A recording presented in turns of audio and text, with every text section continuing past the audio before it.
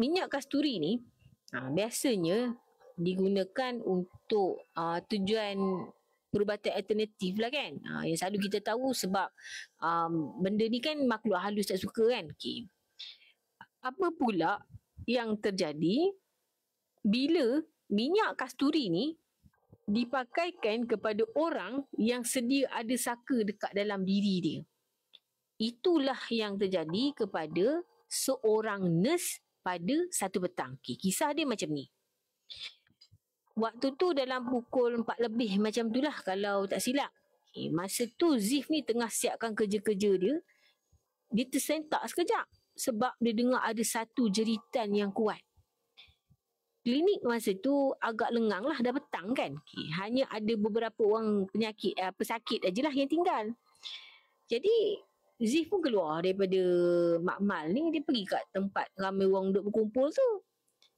Ada seorang nurse duduk bersila atas lantai. Orang kan keliling dia. Mata dia terbeliak tengok orang yang tengah keliling dia ni. Nurse tu dia kena rasuk. Sambil dia kena rasuk tu dia menjerit macam ni. Busuk, apa korang bagi aku kat aku ni busuk, dia kata.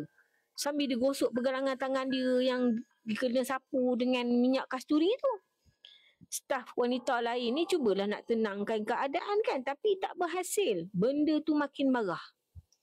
Adalah seorang pakcik ni cubalah baca ayat-ayat Al-Quran, tapi ditegur benda yang merasuk nurse tadi tu.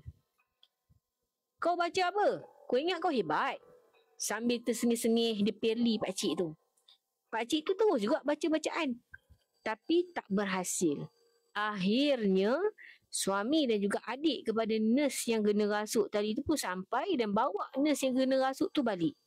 Rupanya ada yang dah telefon suami nurse tu, dan apa yang diceritakan, suami dia pun dah tahu dah si nurse ni ada saka, dan sentiasa bersedialah kalau kata ada siapa-siapa yang telefon untuk ambil isteri dia. Minyak kasturi tu pula dibawa oleh seorang staf dekat situ. Nak jual. Kiranya dia carilah dekat beberapa kawan. Kawan nurse dekat situ untuk tester. Kan. Tak sangka tiba-tiba pula seorang member dia ada saka pula.